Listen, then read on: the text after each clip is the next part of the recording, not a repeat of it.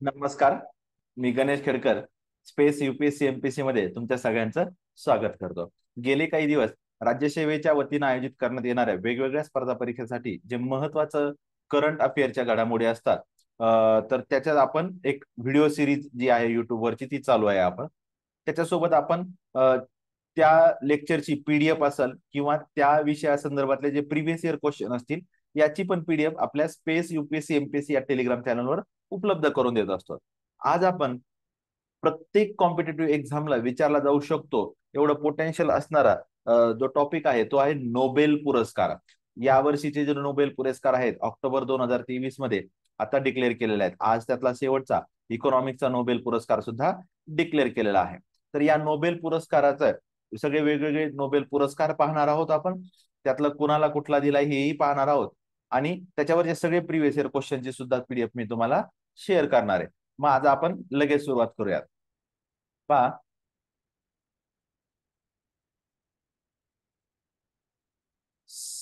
सर्वात महत्वाचा जो नोबेल आहे किंवा आपल्या सिरीज मध्ये आपण ज्या प्रकारे डिक्लेअर झालेला आहे त्या क्रमाने हे नोबेल घेतलेले आहेत. 2023 चे जे आहेत ते सगळे आहेत. दरवर्षी साधारणपणे ऑक्टोबर महिन्यात सर्व नोबेल पुरस्कार डिक्लेअर होत असतात आणि 10 डिसेंबरला जी अल्फ्रेड नोबेल आहे त्यांची पुण्यतिथी आहे त्या दिवशी हे सगळे नोबेल पुरस्कारांचं वितरण होत असतं. हे नोबेल पुरस्काराचा जो इतिहास आहे थोडक्यात हे आपण सगळ्यात शेवटी इथं दिलेला आहे. जे अल्फ्रेड नोबेल आहेत त्यांनी डायनामाइटचा शोध लावलेला होता आणि त्याच्यातून याच्यातून जी काही त्यांना पैसे प्राप्त झालेले होते त्याच्यातून त्यांनी हे नोबेल फाउंडेशनची स्थापना केलेली होती. जवळपास 11 मिलियन स्वीडिश क्रोनर जी आहे एवढी ती पुरस्काराची रक्कम असते. 10 डिसेंबरला जे अल्फ्रेड नोबेल यांची पुण्यतिथी आहे त्या दिवशी याचं वितरण होत असतं. तर आज आपण त्यातला जो क्रमानं पहिला पुरस्कार आहे त्याची आपण माहिती बघूया. सगळं मराठीत माहिती उपलब्ध करून दिलेली आहे. जास्त मुलांना ते लक्षात येतं मराठी मीडियम मधून करणारा म्हणून. वैद्यकशास्त्र किंवा शरीर विज्ञानशास्त्र ज्याला आपण मेडिसिन किंवा फिजिओलॉजीचं नोबेल म्हणतो ते आहे. इथं जे दिलंय ते कधीपासून सुरुवात झाली? 1901 ला. नोबेल पुरस्काराची सुरुवात 1901 पासूनच झालेली आहे. परंतु अपवाद फक्त एकच आहे जो इकॉनॉमिक्स आहे ते आपण बघूयात. या वर्षीचा जो नोबेल आहे तो कॅटॅलिन कारिको आणि ड्रू वाईजमन यांना दिलेला आहे. त्यातल्या कॅटॅलिन कॅरिको या हंगेरियन अमेरिकन वंशाचे आहेत तर ड्रू वाईजमन हे अमेरिकन आहेत. आता आपल्याला आपल्याला अभ्यास करताना काय बघायचंय? एक, कुठल्या व्यक्तीला दिलाय, कुठल्या देशातला आहे. दुसरा, कशासाठी दिलेला आहे ते, किंवा त्या क्षेत्रातल्या कुणाला दुसऱ्यांदा प्राप्त झालाय किंवा त्यांचं जास्त वय आहे का, असे वेगवेगळे प्रकारचे क्वेश्चन असणार आहेत. या सगळ्या PDF मध्ये जिथं मस्ट माहिती आहे तीच तुम्हाला मी इथं शेअर करेल. अदरवाईज तुम्ही PDF तुमची पूर्ण रीड करा. ठीक आहे. आता हे जे आहेत कॅटलिन कॅरोनो आहे, mRNA जे आहे ते mRNAच्या मार्फत त्यांनी लसींची निर्मिती केलेली, जी व्हॅक्सिन म्हणतो ना ते, त्याच्यासाठी जे आवश्यक तंत्रज्ञान आहे ते त्यांनी निर्माण केलेलं आहे. याच्यातून सगळ्यात महत्वाचा फायदा जे आपली कोरोनाचं लस आहे ती निर्मिती करण्यात त्यांनी योगदान दिलेलं आहे. अगदी ह्या मॉडर्ना किंवा फायझर या वॅक्सिन आहेत त्या लसी याच पद्धतीनं तयार करण्यात आलेल्या आहेत. या दोघांनी जवळपास 1990 ते 2005 पासून 1990 ते 2005 पर्यंत या टेक्नॉलॉजीवर काम केलेलं आहे. आता आपल्याला इथं एक तर हा जो टॉपिक आहे हा टॉपिक आपल्याला करंटच्या अँगलनी पण विचारला जाऊ शकतो किंवा सायन्सच्या अँगलनी पण विचारला जाऊ शकतो. mRNA डिक्लेअर केलेला आहे. मग तुम्ही RNA जे काय आहे ज्याचा मी फुल फॉर्म पण देऊन ठेवलाय, रायबोज न्यूक्लिक ऍसिड जे आहे ते. मग त्या mRNA चे प्रकार पण आहेत. मग mRNA आहे, rRNA आहे, tRNA आहे. त्याच्यातलं आपल्याला याच्यापूर्वी tRNA वगैरे विचारून झालेला आहे आयोगाच्या मार्फत. मग त्या RNA चे जे दोन प्रकार असतात, जनुकीय अजनुकीय जे आहेत, RNA चं काम काय आहे हे सगळं इथं देऊन दिलेलं आहे. जसा DNA हा डबल किंवा दुहेरी बंधाचा असतो त्याप्रमाणे RNA हा एकेरी बंध आहे. हेही तुम्ही एकदा पाहून घ्या. याचा तुम्ही सायन्समध्ये जास्त अभ्यास करा, तिथे तुम्हाला क्वेश्चन विचारला जाऊ शकतो. आता या मेडिसिनचे जे नोबेल आहेत ते आतापर्यंत 114 वेळा तो डिक्लेअर करण्यात आलेला आहे आणि 227 व्यक्तींना तो पुरस्कार दिलेला आहे. सर्वात तरुण जे आहेत मेडिसिनचं नोबेल मिळवणार ते आहेत फ्रेडरिक बारिंग, जे 32व्या वर्षी मिळालेला आहे. आणि सर्वात वृद्ध आहेत पॅटॉन रोऊस, 87 वर्षी मिळालेला आहे. आतापर्यंत मेडिसिनचा नोबेल 13 स्त्रियांना मिळालेला आहे. त्यातल्या कॅटालिन पण आहेत. मी इथं तुम्हाला लक्षात यावं म्हणून रेड पेननं एफ करून ठेवलेलं आहे, कारण जनरली काय होतं आपल्याला फॉरेनचे नावं मेल फिमेल लक्षात येत नाही आणि आपण त्यांच्या इमेज पण फार काळ लक्षात ठेवू शकत नाही, म्हणून मग तिथं मी मेल करून फिमेल करून ठेवलेलं आहे. आतापर्यंत बघा, पिता आणि पुत्र या दोघांनाही मेडिसिनचा नोबेल मिळवण्याची ही 8वी वेळ आहे. 8 वेळा मिळालाय. जे मागच्या वर्षीचा जो नोबेल आहे स्वांतो पाबो हा यांना मिळालेला आहे, जे स्वीडनचे आहेत मेडिसिनचा. मी काय केलेलं आहे, या वर्षीचा नोबेल कुणाला मिळालाय, कुठल्या विषयातला मिळालाय, 2022चा कुणाला मिळालाय, इतर काय ज्या महत्वाच्या गोष्टी आता आपण इथं बघितलं, पिता पुत्रांना किती वेळा मिळालाय वगैरे, वयस्कर कोण आहेत, तरुण कोण आहेत, स्त्रिया किती आहेत, ही सगळी माहिती दिलेली आहे. शिवाय आपल्याला इंडियन कुठल्या व्यक्तीला मिळालाय हे पण लक्षात ठेवा. हरगोविंद खुराना जे आहेत, ज्यांना 1968 मध्ये जेनेटिक कोडसाठी मिळालेलं आहे. मेडिसिनचं नोबेल आलं तर इंडियनचं नाव लक्षात ठेवणं गरजेचं आहे. आणि जर आपण बघितलं तर मेडिसिनचा नोबेल सर्वाधिक वेळा 104 असे व्यक्ती आहेत जे अमेरिकेचे आहेत. ठीक आहे, अमेरिकेला जास्त मिळालेत, युकेला 31 मिळालेत, जर्मनीला 17 वेळा मिळालेला आहे. ही पण माहिती आहे, फक्त अमेरिकेचं नाव लक्षात ठेवलं तरी चालणार आहे. ठीक आहे, मग कॅटलिन कारिको आणि ड्रू वाइजमन हे तुम्ही लक्षात ठेवणं गरजेचं आहे. मेडिसिनचं विचारलं जातं. सगळ्यात नोबेलमध्ये जास्त महत्वाचे आपल्याला पीस, लिटरेचर, इकॉनॉमिक्स जे आहेत ते, आणि जर या वर्षीच्या पुरस्कारात एखादं काहीतरी युनिक कॅरेक्टर असेल एखाद्या व्यक्तीचं वगैरे, तर त्यावेळेस त्या व्यक्तीवर विचारला जातो. अदरवाईज पीस आणि लिटरेचर तर 100% करून ठेवायचं. त्या लिटरेचर मधले त्या व्यक्तीचे पुस्तकं काय काय आहेत, त्यांना इतर पुरस्कार काय काय आहेत हे सुद्धा विचारलं जातं.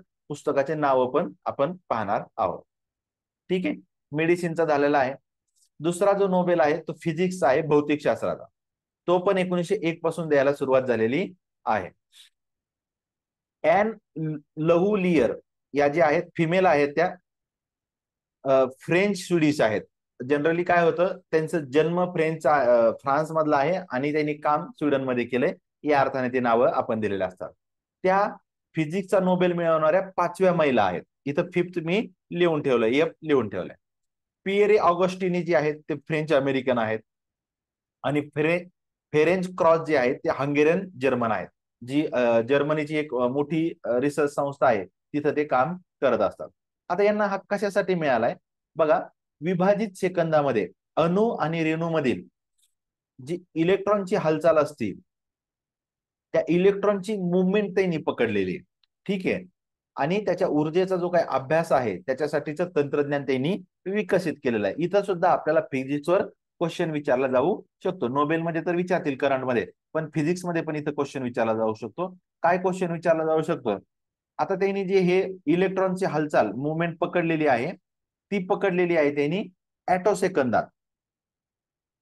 ठीक आहे, हा ऑटो सेकंद म्हणजे काय, 10⁻18 जो असतो, इतक्या वेळा ते इतक्या कमी याच्यात ते चेक केलेलं आहे त्यांनी. याच्यापूर्वी इलेक्ट्रॉनची मुवमेंट पकडण्यासाठी फेमटो वापरायचे, फेमटो सेकंद, जो 10⁻15 इतका आहे. त्यामुळे हे दोन्ही गोष्टी लक्षात ठेवणं गरजेचं आहे तुम्हाला. मग त्यांचं जे काही त्यांनी जी टेक्नॉलॉजी डेव्हलप केली त्याचा फायदा काय, इलेक्ट्रॉनचं निरीक्षण करता येतं. रक्तातील जे आण्विक स्तरीय बदलांचा अभ्यास असतो तोही करता येत असतो. मग फिजिक्समध्ये असे इंडियन व्यक्ती कोण आहेत ज्यांना नोबेल मिळालेला आहे, तर बघा, सी.व्ही. रमन आहेत, ज्यांनी रमन इफेक्टसाठी 1930 ला मिळालेला आहे. आणि सुब्रमण्यम चंद्रशेखर आहेत, ज्यांना चंद्रशेखर लिमिट 1983 ला नोबेल मिळालेला आहे. हे दोघही एकमेकाशी नातेवाईक आहेत आणि याच्यावरही सुद्धा आपल्याला एक प्रश्न विचारलेला आहे. इंडियन कोण आहे हे 100% करून ठेवणं गरजेचं आहे. ऑटो सेकंद हे पण महत्वाचं आहे, इथं आपल्याला क्वेश्चन विचारला जाईल. आतापर्यंत 5 स्त्रियांना मिळालाय. पाचवं जे नाव आहे ते आहे ॲन लव्हलियर, ज्यांना यावर्षी मिळालाय. एकूण 117 वेळा आहे, 225 व्यक्तींना दिलेला आहे. सर्वात तरुण बघितले तर लॉरेन्स ब्रेग आहेत. ठीक आहे, 1915 ला. आता यांचं वैशिष्ट्य काय आहे, हे जे लॉरेन्स ब्रेग आहेत त्यांचे वडील विल्यम हेनरी ब्रेग, या दोघांनाही 1915चा एकत्रित नोबेल दिलेला आहे. पिता आणि पुत्राला एकत्रित नोबेल दिलेला आहे, हे लक्षात ठेवा ही फॅक्ट. ठीक आहे, सर्वात वृद्ध व्यक्ती कोण आहे ज्यांना फिजिक्सचा नोबेल मिळालाय? ऑर्थर अस्किन आहेत, ज्यांना 2018ला हा पुरस्कार मिळालाय. त्यावेळेस त्यांचं वय 96 इतकं आहे. ठीक आहे. आता इथं अजून एक महत्वाची फॅक्ट आहे, ती आहे जॉन बार्डिन. इथं 100% क्वेश्चन विचारला जाऊ शकतो. काय म्हटलंय त्यांनी? 1956 आणि 1972ला असं 2 वेळा त्यांना फिजिक्सचा नोबेल मिळालेला आहे. ठीक आहे, हे लक्षात ठेवणं गरजेचं आहे. फिजिक्सचा नोबेल कोणाला मिळालाय? जॉन बार्डिन यांना 2 वेळा मिळाला, 1956 आणि 1972ला. ते महत्वाची फॅक्ट आहे. 2022चा फिजिक्सचा नोबेल कोणाकोणाला मिळाला होता? लेन ऍस्पेक्ट, जॉन क्लोजर आणि अँटॉन झेलिंगर जे आहेत त्यांना मिळालेला आहे. अजून मेरी क्युरी जे आहेत, मेरी क्युरी यांना फिजिक्सचा 1903ला मिळालाय आणि केमिस्ट्रीचा 1911ला मिळालेला आहे. त्यांना सुद्धा 2 वेळा पुरस्कार मिळालेला आहे. मेरी क्युरीच्या बाबतीत लक्षात काय ठेवायचं? मेरी क्युरी यांना स्वतःला नोबेल मिळालेला आहे. त्यांचे पती जे आहेत त्यांना सुद्धा नोबेल मिळालेला आहे. त्यांची मुलगी त्यांना सुद्धा नोबेल मिळालेला आहे. त्यांचे जावई यांना सुद्धा नोबेल मिळालेला आहे. त्यांचे दीर, आपल्या भाषेत दीर म्हणतो आपण, त्यांना सुद्धा नोबेल मिळालेला आहे. त्यांच्या दुसऱ्या मुलगी आहेत त्यांना सुद्धा एका इंटरनॅशनल ऑर्गनायझेशनला पुरस्कार मिळाला होता आणि त्याच्या सचिव म्हणून त्यांना तो नोबेल मिळालेला आहे. म्हणून त्यांना नोबेल फॅमिली म्हटलं जातं, ते लक्षात ठेवणं गरजेचं आहे. फिजिक्सच्या नोबेलमध्ये सुद्धा सगळ्यात जास्त अमेरिकेच्या व्यक्तींना हा पुरस्कार मिळालेला आहे. ठीक आहे, फिजिक्स आलं लक्षात. जॉन बार्डिन महत्वाचं आहे, मेरी क्युरी महत्वाचं आहे. ठीक आहे, नॅनो टेक्नॉलॉजी. आता केमिस्ट्रीचं पाहूयात आपण. केमिस्ट्रीचा नोबेल जो आहे तो 1901ला देण्यात आलेला आहे. ठीक आहे. मौंगी बावेंडी जी आहेत फ्रेंच अमेरिकन आहेत. अमेरिकेची MIT जी संस्था आहे, मॅसेच्युसेट्स इन्स्टिट्यूट ऑफ टेक्नॉलॉजी, तिथून ते आता प्राध्यापक आहेत. लुई ब्रूस आहेत, अमेरिकेचेच आहेत. आणि अलेक्सी इकिमोव हे रशियन अमेरिकन आहेत. अशा ह्या तिघांना पुरस्कार देण्यात आलेला आहे. जनरली नोबेल पुरस्कार देताना त्या पुरस्कारमध्येच अल्फ्रेड नोबेल यांनीच त्यांच्या विल मध्ये लिहून ठेवलेलं आहे, मॅक्सिमम 3च लोकांना तुम्ही हा पुरस्कार देणं गरजेचं आहे. तिथं त्यांनी लिमिट टाकलेलं आहे, त्यामुळे आपल्याला 3 दिसतात. यांनी नॅनो टेक्नॉलॉजी मधलं जे क्वांटम डॉट्स असतात, ज्याला आपण मराठीत पुंजकण म्हणतो, त्याचा शोध आणि विकास केलेला आहे. तर क्वांटम डॉट साठी त्यांना हा नोबेल मिळालेला आहे, हे लक्षात ठेवणं गरजेचं आहे. आता या क्वांटम डॉटचा उपयोग कुठं होतो? जे टीव्ही ते संगणक, आपलं कॉम्प्युटर असतं, त्याच्या स्क्रीन असतात, त्याच्यासाठी QLED टेक्नॉलॉजी असती, LED लाईट्स असतात, जैविक पेशींचे मापन असतं, या सगळ्यासाठी त्याचा उपयोग केला जातो.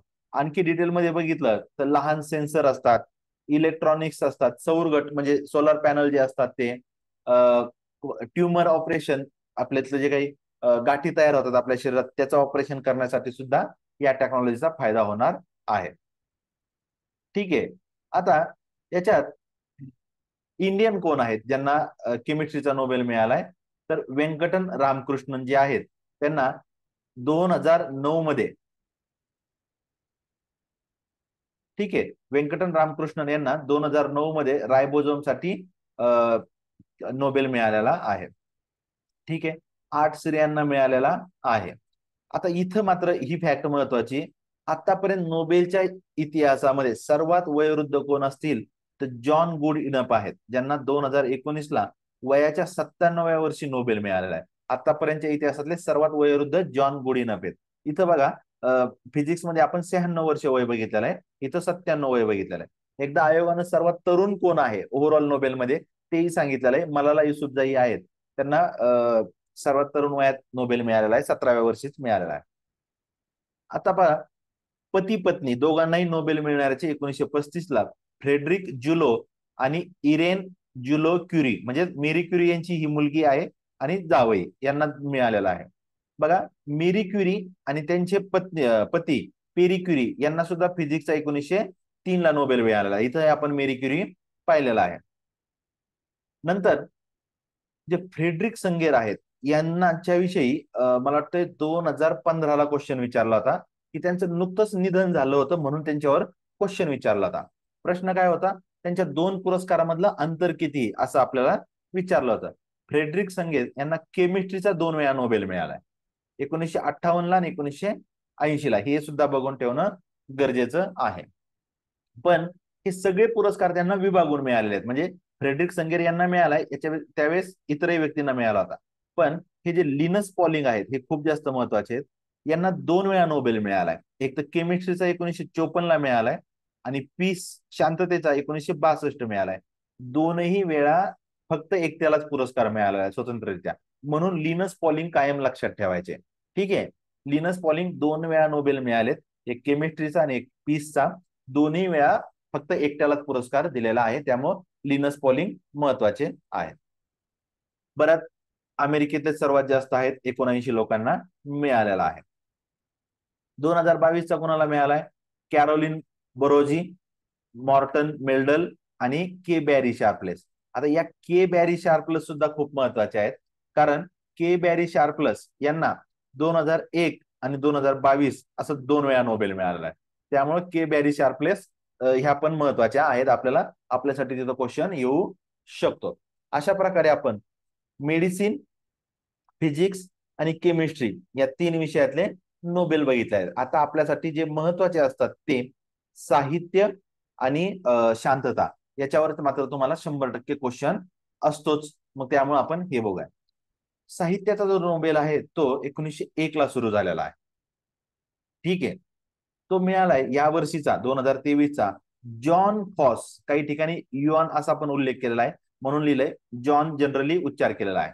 नॉर्वेचे आहेत ते, आणि नॉर्वेचे असे चौथे व्यक्ती आहेत ज्यांना नोबेल मिळालेला आहे. त्यामुळे ते लक्षात ठेवा. काय त्यांच्या लेखनाचं वैशिष्ट्य आहे? मानवी जे भावना असतात त्यात हतबलता असते, भीती असते, नैराश्य असते.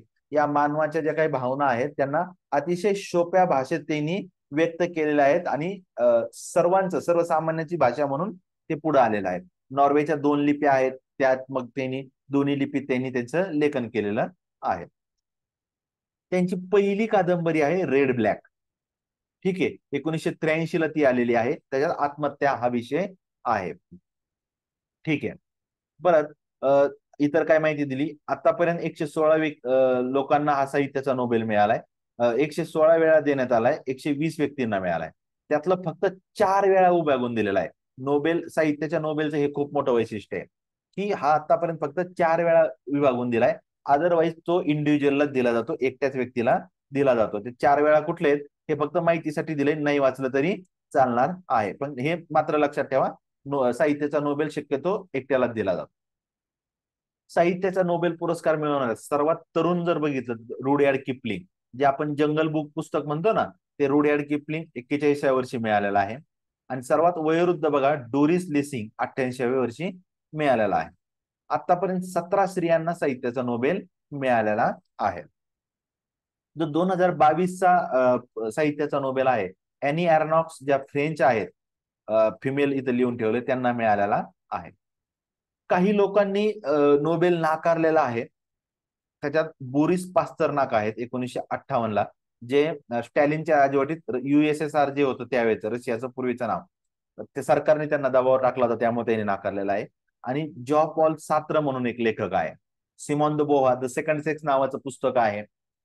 तुम्ही सगळ्यांनी एक वाक्य ऐकलं असेल, स्त्री जन्माला येत नाही तर ती घडवली जाते. हे जे गाजलेलं वाक्य आहे ते सिमॉन द बोव्हाचं आहे. सिमॉन द बोव्हा, सात्र आणि कामू असे 3 मित्र होते. त्यातल्या तिघांनाही नोबेल मिळालेला आहे. त्यातल्या सात्रने 1964ला कुठलाच पुरस्कार घेत नाही म्हणून नोबेल नाकारलेला आहे, वैयक्तिक कारणासाठी नाकारलेला. शक्यतो नोबेल हे मरणोत्तर दिले जात नाहीत, परंतु डिक्लेअर झालेला असेल आणि नंतर मृत्यू झाला तर तो दिला येतो. असा 1931ला इरिक अक्सेल कार्ल फेल्डेट आहेत, त्यांना मरणोत्तर दिलेला आहे. ही जे जॉन फोस आहेत त्यांची लेखन शैलीला फॉस मिनिमलिझम या नावानं सुद्धा ओळखलं जातं. ही टर्म सुद्धा लक्षात ठेवायला हरकत नाही. त्यांचे मी इतरही काही पुस्तक दिलेले आहेत, खूप जास्त पुस्तक आहेत, 40 पेक्षा जास्त पुस्तक आहेत. त्यातले महत्वाचे दिलेले आहेत. एक, someone is going to come. दुसरं, अ न्यू नेम, सेप्टॉलॉजी. हे त्यांचं खूप गाजलेलं पुस्तक आहे, सेप्टॉलॉजी. ठीक आहे. ब्लड, द स्टोन इज असं एक पुस्तक आहे. स्ट्रेंज गिटार नावाचं एक पुस्तक आहे. सिन्स फ्रॉम माय चाइल्डहुड, असे 4-5 पुस्तक मी तुम्हाला त्यांचे अधिक माहितीसाठी देऊन ठेवलेले आहेत. इथं मात्र क्वेश्चन विचारला जाऊ शकतो आपल्याला. मग भारतीय असे कोण व्यक्ती आहेत ज्यांना नोबेल मिळालाय साहित्याचा? रवींद्रनाथ टागोर, ज्यांना गीतांजलीसाठी मिळाला 1913ला. पण इथं फक्त लक्षात ठेवा, हे गीतांजली त्यावेळेस बंगाली भाषेत लिहिलेलं होतं, नंतर त्याचा इंग्रजी भाषेत अनुवाद झालेला आहे. ठीक आहे. व्ही.एस. नायपॉल आहेत, जे इंडियन ओरिजिनचे आहेत, त्यांना एकूण साहित्य कार्यासाठी 2019ला साहित्याचा नोबेल दिलेला आहे, हे लक्षात ठेवा. ठीक आहे. आता हे जे जॉन फोस आहेत यांचे एक मी म्हटलं ना सेप्टॉलॉजी हे महत्वाचं पुस्तक आहे, त्याच्यासाठी 2020 आणि 2022 इंटरनॅशनल बुकरसाठी नॉमिनेशन मिळालेलं आहे, हे लक्षात ठेवायचं. ठीक आहे. फक्त नॉमिनेशन आहे, पुरस्कार मिळालेला नाही. या संबंधित व्यक्तीचे मी सगळं नोबेलच्या वेबसाईटवरून सर्च केलेलं आहे. इतर कुठलेही महत्वाचे पुरस्कार नाहीत म्हणून मी दिलेले नाहीत. यांना एक इप्सेन अवॉर्ड आहे, तो जॉन फोसला मिळालेला आहे, तो एक तुम्ही लक्षात ठेवू शकता. आता शांततेचा नोबेल आहे, यावर्षी खूप जास्त चर्चेत आहे आणि तो परत विचारला जाईल. मला खूप एक्सपेक्टेड आहे शांततेचा नोबेल. शांतता आणि लिटरेचर हे एक्सपेक्टेड आहेत आपल्याला. 1901 लाच द्यायला सुरुवात झालेली आहे. नर्गिस मोहम्मदी जे आहेत, ज्या इराणच्या आहेत, त्यांना हा नोबेल देण्यात आलेला आहे, हे लक्षात ठेवा. त्यांची शिक्षण जे आहे पीएचडी केलेली आहे त्यांनी फिजिक्समध्ये. मग त्यांच्या कुठल्या कामासाठी दिलाय? महिलांचे हक्क, लोकशाहीचा प्रसार आणि फाशीच्या शिक्षेच्या विरोधात त्यांनी काम केलेलं आहे, म्हणून त्यांना हा पुरस्कार देण्यात आलेला आहे. लक्षात ठेवा, इराणच्या त्या दुसऱ्या महिला आहेत, दुसऱ्या इराणी महिला आहेत. त्याच्यापूर्वी सिरीन इबादी ज्या आहेत, त्यांना 2003ला नोबेल मिळालेला आहे. याच सिरीन इबादी यांची एक संस्था आहे, त्या संस्थेच्या उपाध्यक्ष म्हणून नर्गिस मोहम्मदी सध्या काम करतात. सिरीन उपाधी यांच्या संस्थेच्या उपाध्यक्ष म्हणून the centre for civil Libre, नाही ती ही वेगळी, ठीक आहे. तर त्याच्या संस्थेच्या उपाध्यक्ष म्हणून काम करतात.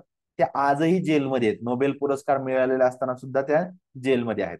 जवळपास 13 वेळा त्यांना तुरुंगवास झालेला आहे. 19व्या महिला आहेत, शांततेचा नोबेल मिळवणाऱ्या त्या 19व्या महिला आहेत, हे लक्षात ठेवा. 104 वेळा हा पुरस्कार देण्यात आलाय शांततेतला. ठीक आहे. त्यातल्या 141 व्यक्ती आणि संस्थाला दिलेल्या आहेत. मग 111 व्यक्ती आणि 30 संस्था यांना आहे. सर्वात तरुण मलाला युसुफजाई 17व्या वर्षाचे मिळालेला आहे 2014. ओव्हरऑल मध्ये सुद्धा मलाला युसुफजाई सर्वात तरुण आहेत आणि सर्वात वृद्ध जॉन गुडइनफ केमिस्ट्रीचे आहेत 97 वर्ष. ठीक आहे. मग पीसचा सर्वात वयोवृद्ध जोसेफ रोटब्लाट आहेत, 87 वर्षी मिळालेला आहे. या सिरीन इबादी बघा, त्यांच्याविषयी आपल्याला काही सापडतंय का? त्याच्यापूर्वी ज्या काही शांततेचा नोबेल मिळवणाऱ्या संस्था बघा, रेड क्रॉस जी संस्था आहे तिला 3 वेळा मिळालाय, 1917, 1944, 1963. आणि UNHCR 1954 आणि 1981. मरणोत्तर पुरस्कार पण हा देण्यात आलेला आहे. डॅक हॅमर्स जोल्ड म्हणून आहे, त्यांना 1961ला दिलेला आहे. सर्वाधिक वेळा नॉमिनेशन हे जेन ऍडम्स आहेत, त्यांना 91 वेळा नोबेलचं नॉमिनेशन झालेलं आहे, 91 वेळा. ठीक आहे. हे लक्षात ठेवणं गरजेचं आहे. आपल्या महात्मा गांधींना सर्वाधिक वेळा बऱ्याच 4-5 वेळा त्यांचं नॉमिनेशन झालेलं आहे, परंतु नोबेल कमिटीला ते देता येत नाही. मग ज्या वर्षी महात्मा गांधीची हत्या झाली त्या वर्षी नोबेल कमिटीनं तिथं खेद व्यक्त केलेला आहे की आम्हाला या व्यक्तीला नोबेल पुरस्कार देता आला नाही. त्या वर्षीचा त्यांनी नोबेलच डिक्लेअर केलेला नाही, ज्या वर्षी महात्मा गांधीची हत्या झाली त्या वर्षी. ठीक आहे. आता सगळ्या नोबेल पुरस्काराचं एक वेगळं वैशिष्ट्य आहे. सगळे जे नोबेल पुरस्कार आहेत ते स्टॉकहोम, जी स्वीडनची राजधानी आहे, तिथे दिले जातात, स्टॉकहोमला. ठीक आहे. स्वीडनची राजधानी आहे, परंतु शांततेचा नोबेल हा नॉर्वेची राजधानी ओस्लो या ठिकाणी देण्यात येतो, हे लक्षात ठेवा. आणखीन एक गोष्ट सांगायची राहिली. अडॉल्फ हिटलर, हिटलर सगळ्यांना माहिती आहे, तर हिटलरला सुद्धा 1939ला शांततेच्या नोबेलसाठी नॉमिनेशन मिळालेलं आहे, ते फक्त जाता लक्षात ठेवा. 2022चा बघा शांततेचा नोबेल कुणाला मिळालाय? लेस बियालिस्की, एक बल्गेरियन संस्था आहे, मेमोरियल म्हणून आहे, the centre for civil liberties, या तिघांना मिळून 2022चा शांततेचा नोबेल मिळालेला आहे. भारताच्या बाबतीत काय आहे? मदर तेरेसा यांना 1979ला मिळालेला आहे. मदर तेरेसा ह्या जन्मानं अल्बेनिया जो देश आहे युरोपमधला तिथले आहेत. कैलास सत्यार्थी यांना 2014ला बाल हक्क संरक्षण कायद्यासाठी नोबेल मिळालेला आहे, हे लक्षात ठेवणं गरजेचं आहे. शांततेचा नोबेल सुद्धा अमेरिकेच्या नागरिकांना सर्वाधिक वेळा मिळालेला आहे, 258 वेळा. या नर्गिस मोहम्मदी यांचं बुक आहे, हे खूप महत्वाचं वाटतं मला. इथं डायरेक्ट क्वेश्चन विचारला जाईल, ग्रंथ आणि लेखक मध्ये पण विचारला जाईल. द व्हाईट टॉर्चर म्हणून, व्हाईट टॉर्चर नावाचं त्यांचं बुक आहे, इथं आपल्याला एक्सपेक्टेड आहे. आणि त्यांना 2018चा, नर्गिस मोहम्मदी यांना 2018चा आंद्रे साखारोव अवॉर्ड मिळालेला आहे, हे सुद्धा लक्षात ठेवा. आता जो आज डिक्लेअर झालेला अर्थशास्त्राचा जो नोबेल आहे, तो अर्थशास्त्राच्या नोबेलचं वैशिष्ट्य काय आहे की तो सर्वात पहिल्यांदा 1969 ला द्यायला सुरुवात केलेली आहे. 1968 ला स्थापना झालेली. त्याची स्थापना होण्याचं कारण पण काय आहे ते बघा. जी स्वीडनची सेंट्रल बँक आहे, तिला 1968 ला त्याच्या स्थापनेला 300 वर्ष पूर्ण झालेले होते. त्यामुळं त्या स्वीडनच्या बँकेच्या प्रित्यर्थ इकॉनॉमिक्सचा नोबेल सुरू झालेला आहे. आणि पहिला पुरस्कार इकॉनॉमिकचा 1969 ला रॅग्नन फ्रिश यांना देण्यात आलेला आहे. यावर्षीचा नोबेल क्लॉडिया गोल्डिन या फिमेल आहेत, यांना मिळालेला आहे, त्या USA च्या आहेत, हे लक्षात ठेवा. त्यांना पुरस्कार देण्याचं कारण काय आहे? महिलांच्या श्रम बाजारातील परिणामावर जो समज असतो तो वृद्धिंगत वाढ करण्यासाठी त्यांनी काम केलेलं आहे. त्यांनी असं सांगितलंय, रिसेंटली काही काही ठिकाणी महिला ह्या पुरुषापेक्षा खूप बाबतीत आघाडीवर असतात. आणि त्यांनी त्यांची जी माहिती शेअर केली किंवा रिसर्च केलाय, तो जवळपास 200 वर्षाच्या माहितीचा अभ्यास करून त्यांनी त्यांचे पेपर पब्लिश केलेले आहेत. हार्वर्ड विद्यापीठ आहे, त्या ठिकाणी त्या आजही प्राध्यापक आहेत. शिवाय अमेरिकेत एक संस्था आहे, National Bureau of Economic Research, तिच्याही त्या जवळपास 1989 ते 2017 इतक्या वर्ष त्या डायरेक्टर म्हणून काम केलेलं आहे. भारताच्या बाबतीत कुणाला नोबेल मिळालाय बघ? अमर्त्य सेन यांना इकॉनॉमिक्सचा नोबेल 1998 ला मिळालाय, कल्याणकारी अर्थशास्त्रासाठी, वेलफेअर इकॉनॉमिक्ससाठी.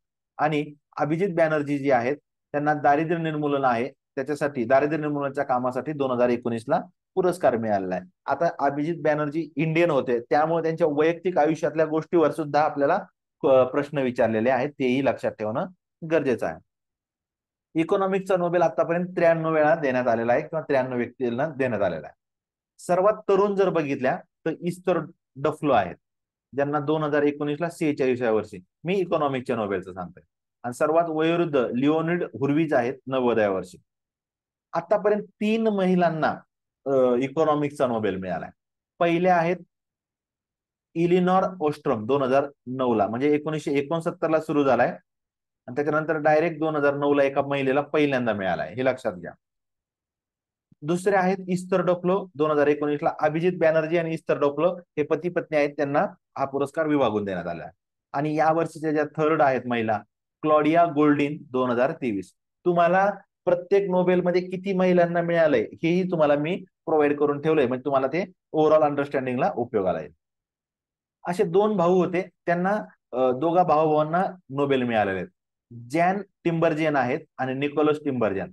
एकांना अर्थशास्त्रातला मिळाला, एकांना मेडिसिनचा मिळालेला आहे. पती पत्नी आहेत, जसे अभिजित बॅनर्जी आणि इस्तर डोफ्लो आहेत, त्याच प्रकारे गुन्नार मिर्दल आणि अल्वा मिर्दल यांना 1974 आणि 1982 अशा वेगवेगळ्या वेळी इकॉनॉमिक्सचाच नोबेल मिळालेला आहे, ते लक्षात ठेवणं गरजेचं आहे. अर्थशास्त्राच्या नोबेलचं वैशिष्ट्य म्हणजे 1969 पासून ते आजपर्यंत दरवर्षी अर्थशास्त्राचा नोबेल देण्यात आलेला आहे, कधीही खंड पडलेला नाही. इतर जे नोबेल आहेत त्याला पहिलं महायुद्ध आणि दुसरं महायुद्ध या दरम्यान त्याच्यात वितरण करण्यात आलेलं नव्हतं. एकूण जर बघितलं आजच्या तारखेला जवळपास 1000 व्यक्तींना नोबेल पुरस्कार मिळालेत, त्याच्यापैकी 65% महिला आहेत. जर तुम्ही हिशोब केला तर 10%पेक्षाही कमी आहे, जवळपास 6.5% महिला आहेत, तुम्हाला ते लक्षात येऊन दे. हे जे अल्फ्रेड नोबेल आहेत त्यांची माहिती आपण इथं थोडक्यात देऊन ठेवलेली आहे. आणि 2022चा जो इकॉनॉमिक्सचा नोबेल आहे तो बेन बर्नान्के, डग्लस डायमंड आणि फिलिप डायबाविग यांना मिळालेला आहे. तर अशा प्रकारे आपण 2023 चे नोबेल जे आहेत आणि नोबेलची ओव्हरऑल हिस्ट्री याचा एकत्रित अभ्यास केलेला आहे. ही संपूर्ण पीडीएफ तुम्हाला आपल्या Telegram channel space for UPSC MPSC वर उपलब्ध होऊन जाईल. शिवाय मी तिथंच लगेचच तुम्हाला जे नोबेल वरले आतापर्यंत जे सगळे प्रिव्हियस इयर क्वेश्चन आहे त्याची पीडीएफ प्रोव्हाइड करतो, तुम्हाला अधिक अभ्यास करताना ते लक्षात येऊन जाईल. जर तुम्हाला ही माहिती आवडत असेल तर तुम्ही लाईक करू शकता, शेअर करू शकता, सबस्क्राईब पण करू शकता. आणि तुम्हाला असं वाटत असेल की आम्ही कुठल्या आणखी वेगळ्या विषयावर करंटचं लेक्चर घ्यावं, तर तुम्ही आम्हाला तसं सजेस्ट पण करू शकता. चालेल, मग आज आपण इथं थांबूयात. थँक्यू.